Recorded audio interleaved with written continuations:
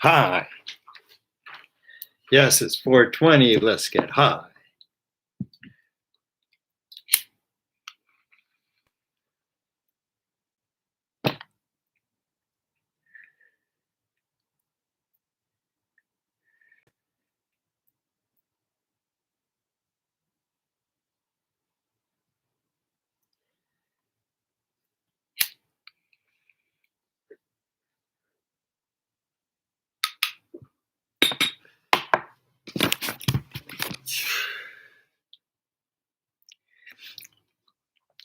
You know, I just kind of discovered a good balance, with the herb.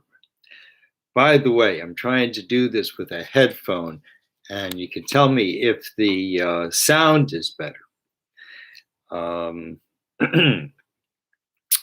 So anyways, I had a little bit of abundance, and I went out and I just I splurged on herb, and I was smoking this really good herb and a lot of it. And and and it just was very expensive, and it was just I got the feeling I was kind of overdoing it, because one of the things that I think is our problem, our social problem these days, is excess. Just doing too much. Like nothing is ever enough. And when it comes to herb, because herb is a very spiritual thing, gets us high. And if you overdo it, then you kind of lose the benefits of it. Same with alcohol, or probably any drug. You just want to do it to the point where you really need it, where it's really good for you. And you don't want to overdo it. If you want to overdo it, you take a psychedelic, and that'll just overdo it automatically. And so I found that you can get either the herb in these little bottles, Ace, which are the most expensive, or you can get a pre-roll. So I like to do, so I got these pre-rolls, and so I have one pre-roll that I smoke throughout the day. And then 420, so I put in from the 8th of this higher octane, really good tasting stuff for 420. So, and the balance feels really good, and it's cool because I can look at a joint and I can see, how far I have smoked into it. And if I want it to last, for a whole day, I want to be, sort of moderate in what I'm doing. And I think moderation, is a very good thing. And so here I am. It's 4:20. It's the end of the week, and on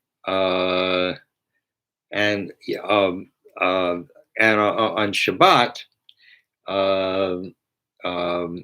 the day after tomorrow, starting Friday night,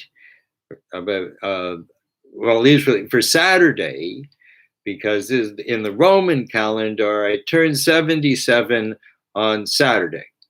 I already turned 77 in the Jewish calendar, which is, it happened about 10 days earlier.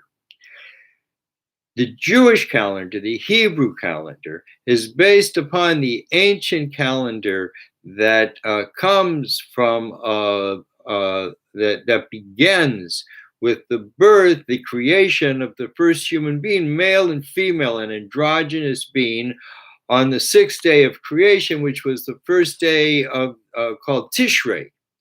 And it's interesting, if you take the first month, the first word in the Torah, Bereshit, and you take letters and turn them around, because Bereshit means in the beginning, Tishrei, the first day of Tishrei, because that's when the calendar begins. And it's interesting to see the Mayan calendar began 666 years into the Hebrew calendar. That's during the lifetime of um, oh, and I can't remember. Why can't I remember? Terrible. I'll remember. Anyways, so he was given all of uh, um, the secrets of time, and was then taken from his life early after 365 days, an interesting number, to be the angel of the earth. And this is called Metatron. Chinuch. Chinuch is his name. And that's when the Mayan calendar begins, because, like the human calendar, began 666 years earlier. And 666 years, which is 6 is about sex, and 666 is 18, which is about high life. And that is the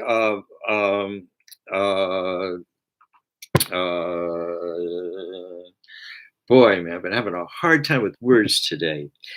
That is the inception, the conception. That is the conception of a human, of like sort of human history, which became ready for birth in 2012 when the Mayan calendar ended, because it didn't really begin in 666. It was just, it had been going on for like 13,000 years, but it coordinated with the Earth time at that juncture to create this human experience, which was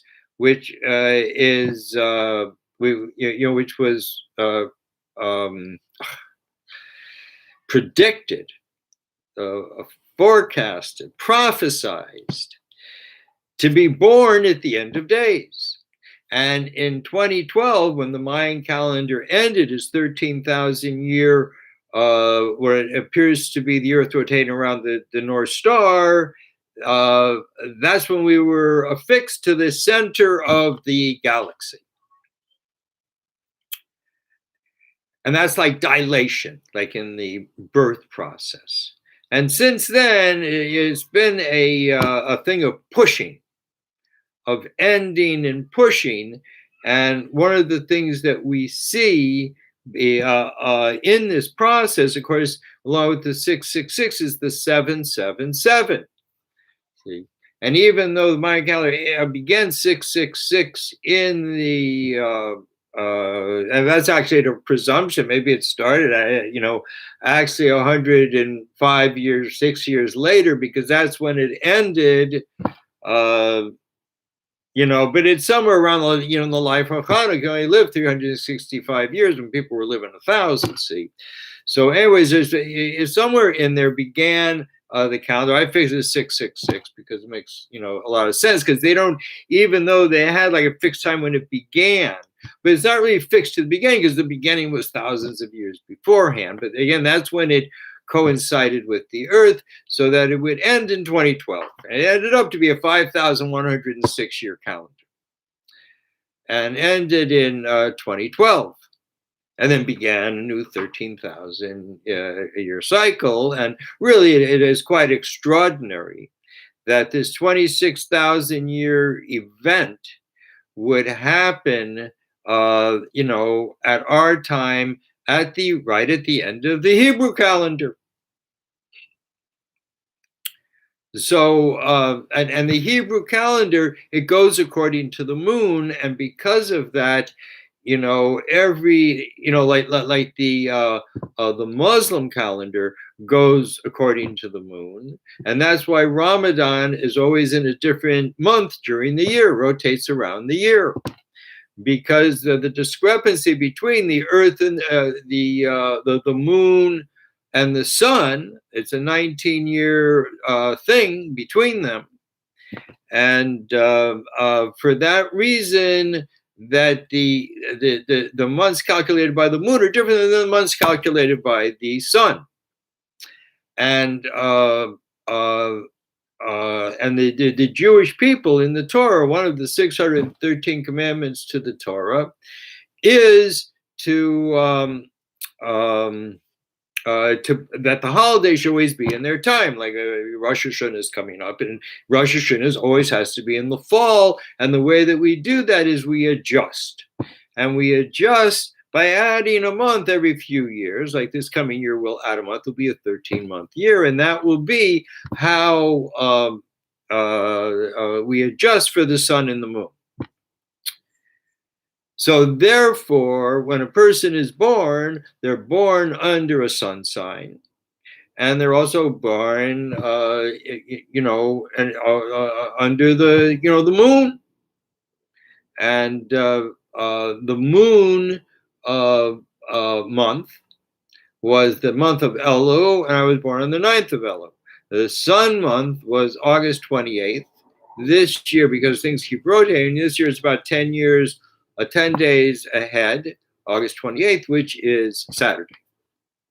And I was like telling someone today, because I'd had this problem really since I was like about 12, that I had this problem with my spine and I could never stand up straight. And 7 years ago, when I was 70, I met a man, a doctor, and who was like kind of a Rolfer, and he did a treatment on me, and he stopped this twisting, and after that, it started going the other way. It started untwisting, unwinding. It's like being slowly untortured for 7 years. And now as I turn 77, the 777, the thing is almost over. I mean, it's so close to being over. I mean, it's just taken years off of, like I feel like a young man, and I have a taut body as a result of this. It's a very odd thing. Doctors can't figure it out. No one can figure it out. It's been a very internal thing that I went through. And it says in the Torah that when you do something, when you go through something that's very internal and no one else can see it, no one else can understand it, there's a sign. It's between you and God. God wants you to have it and just deal with it. And for some reason, you need it. And this doctor said to me, last time I saw him, he said, you're the only successful patient I've ever had. And so after 7 years, so I want to bring up here is this idea of the 777, because Bush was elected in the year 777, 5,777. In the Hebrew calendar, this ancient human calendar. And when he was inaugurated, he was 70 years, 7 months, and 7 days.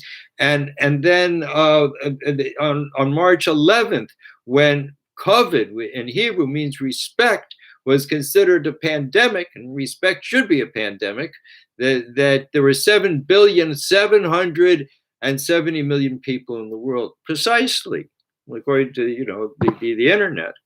And 777 is a sign of the angel of death. And what is dying? Trump is really the face of Rome. And that's what's dying. This is the end of the Roman Empire. It really ended in 2000, but it needed 20 years to wind down. And he is really the end of it. Him and Biden, this whole thing is ending because, we all see that this Roman way of life is just not happening. And, for the Jewish people, Rome came and destroyed the temple 2,000 years ago, and we consider this the 4 exiles. And this is our 5th exile, the longest exile, which has gone on more than 2,000 years. And that's what we call it, Galut Rome. This is the exile of Rome. And you only have to look around at the way we live. And, and I was thinking about that Rome really does everything wrong. And just, take, the religion of Rome, Christianity. Avram said, God is one. One means that God is everywhere all the time to everybody. In a dualistic creation, God is one, God's everywhere. But they took it. And first of all, they made God two. They said, now you got the Father, you got the Son. And the Father is up in heaven and the Son's down on the earth. And the only way you get to the Father is through the Son. This is their trip. But the truth is, physical or spiritual. And one of the one of the seven commandments to all the world from Noah, who got it from Adam, the first human being, was only to what's the word I want, to to pray, only to pray to God, not to pray to something else, not to pray to something physical, and not to pray to something spiritual. And so this commandment,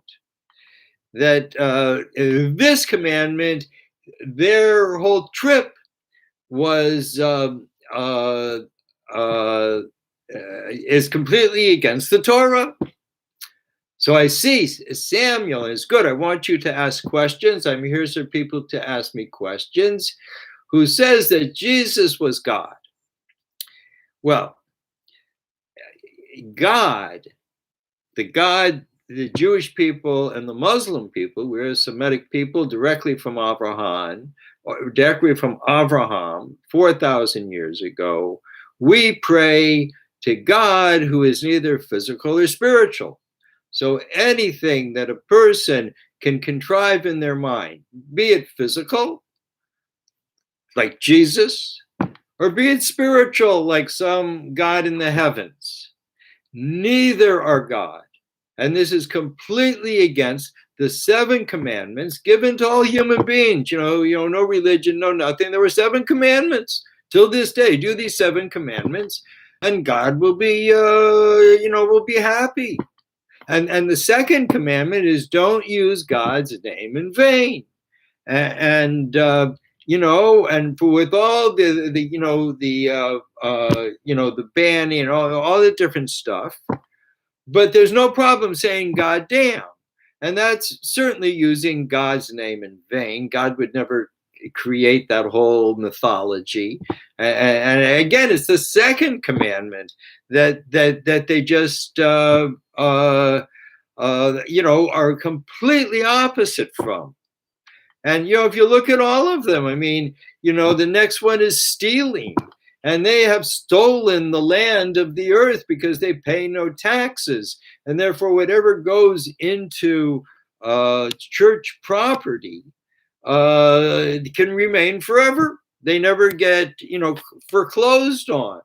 And there's a law that Clinton's saying just before he left office, saying if there's a federal law that it is illegal to zone out a church. There can be as many churches as they want. That the church, if the economy fell and the church bought everything up, it all under the church. And no one would have any way to say maybe the church got enough. So, we've been very lucky as a country because I think, every president has had some sort of agenda of how they could move America in a way which they thought was, the right thing for everyone. And basically they could take control.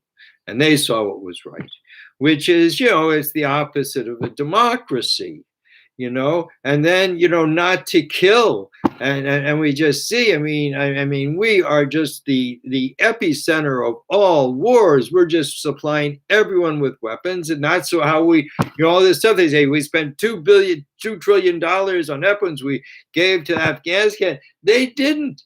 They gave it to the people who built all this stuff that we then gave to Afghanistan. So the Americans, the war merchants, they're the ones who got rich. They're the only ones who won.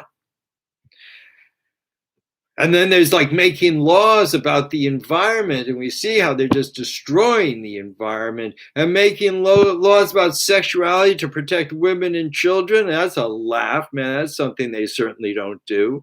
And lastly, to make courts of law, and the courts of law are based on the adversity, whatever. They do like Rome. They get two gladiators and they fight it out, and whoever is stronger, that's justice. I mean, this is ridiculous. And all of the 7 commandments given to all people, Rome has just failed. It's just been an utter failure, however you want to look at it. And Western civilization has just been an utter failure. And our insistence on ruling the earth has been an utter failure, a disaster. And it's time to take back America. That the Constitution is a contract between the American people and the government, and it's like a marriage contract. They know all these very personal things about us, and the government has acted against the people like an abusive husband. That we're all the woman, we're all kind of vulnerable because we don't have the money, we don't have the connections. We're taking care of the children, but our husband, the government, doesn't give a fuck. They see people out on the streets and they're still talking about middle class jobs. No one talks about, let's see if we can help the poor. I mean, people do talk, there's lip service to it, but we got people laying out on the streets. And I've never seen any stuff like that in China or in Russia or in Africa or any of these shithole countries that they like to talk about. And we just don't care. So, we really need to rethink who we are as Americans. We are not Romans. And now we can share, we're really an amalgam of all the peoples from the world, have a living together in their community, sharing their cultural things, with other people. Says us offline. Wendy, do you think it's possible that Jesus, a Jewish man, could also have been a Kabbalist? Very good question. That here's the thing, see, they say in the time that Jesus lived, which was also the time that people, that the rabbis were putting together the Talmud, and there were hundreds of thousands of rabbis, and they said that the lowest of the rabbis could take the dead and make them live again. That was, the rabbis had an enormous amount of power, but they hid it. Because that if Rome ever found out how much power the Jewish people had, the Jewish rabbis had, mystical power, that they would have killed them all. And it actually happened one time during Herod, who became extremely, he was like a freed slave, and in Torah, a freed slave becomes Jewish, and he became Jewish and became through Rome, he became like the king of Israel, and he became very afraid of the rabbis. He killed all of them except one of them. He put into a jail, and then you should just keep him to in case he would need him. And I think it's Baba Basra, I think, starts with this, and Gomorrah. Anyways, when he saw that really the rabbis were so secretive that they would never tell anyone anything, so what did he do? He went to this rabbi and said, "What should I do?" He said, "Well, you killed all the rabbis, so better go build up the Beis Hamikdash." And that's what he did. The Beis Hamikdash is a place where a big the temple where they put the 10 Commandments, and he built it back so beautiful that they say it looked like a wave from the ocean in the middle of the desert. It was just stunning. And then later, the Roman Empire came. He was part of Rome, but they kind of instituted him because he was Jewish. He was a freed slave, but eventually there was too much turmoil in Israel, and Rome decided they would come in, they would destroy the Beis Hamikdash, and which they did. And it says that the rabbis sitting inside were in the middle of saying a psalm. And if they had finished saying the psalm, that angels would have come down and prevented Rome from coming in.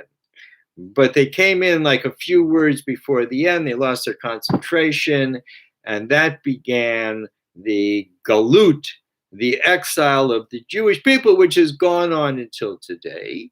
And part of the prophecy is that in this time, the end of days, because this is the end of the Hebrew calendar, just before the beginning of the 1,000 years of woman and the 1,000 years of peace.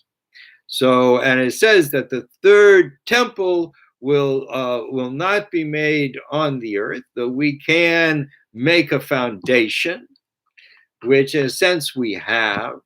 And I believe that foundation really is the melding of the Muslim and Jewish people, which is on Har HaBayis, the Temple Mount.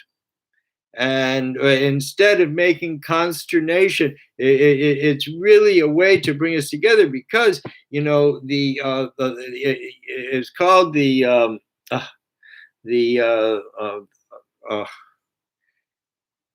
I can't remember what it's called, but it's not called a a mosque. It's called the something of the rock. It's not called the mosque. Why? Because originally the man, like a generation or two after Muhammad the Prophet, went there, and when he found out, that the people had been dumping garbage there for hundreds of years, since the destruction. And when he heard about this, he cleaned the whole place up, and he built this structure as a way of establishing the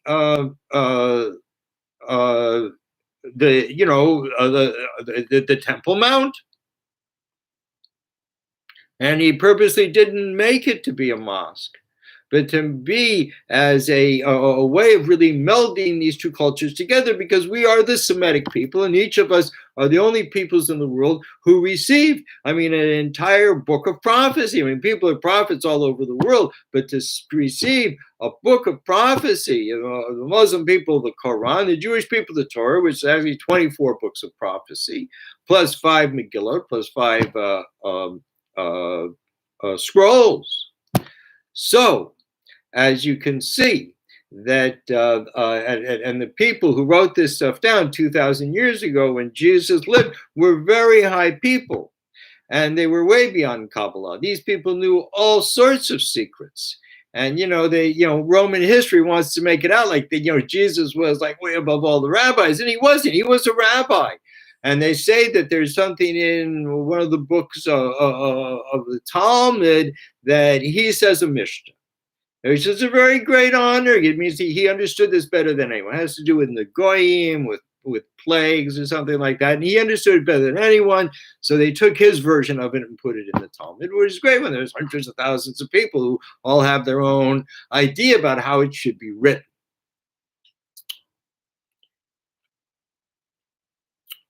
Oh, so Carol asks, how can it be that the human being can be considered a temple? So actually it says that when the temple was destroyed, that each person became a temple. And his temple exists in that small area around him in which his body could be buried. That's his temple. So what is it to be a temple?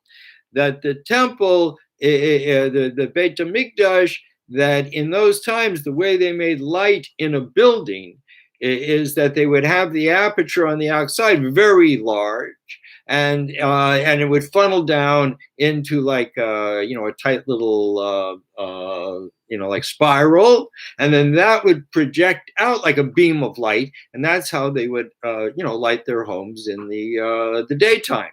But in the temple, it was opposite, that the aperture inside was very large and it funneled the light out. And that's what each of us is supposed to do. We're supposed to be a light to the world. And in that, we can be a temple. And you don't have to be Jewish to do that. Anybody can do that. And that's what we're supposed to do, that we're supposed to take what we have inside or what we have in our, worldly whatever abilities, and we should focus them in order to make light in the world. See, and that's like really, that's a really good thing to do, because the worst part of life when we die is embarrassment. Because they ask you, what'd you do? And you can say, I had a good time, enjoyed myself. Doesn't go over. You're embarrassed when you see how precious life is. But if you can say, no, I was a temple, I focused my light on things and I did good in the world. Oh, you don't have to be so embarrassed. We'll all be embarrassed, but don't be so embarrassed. All right, I've run over my time. Please visit my website, dovidhouse.com, for more interesting stuff. Buy my book, Zohar, Beyond the Black Hole. Bye. Have a good Shabbat. See you next week.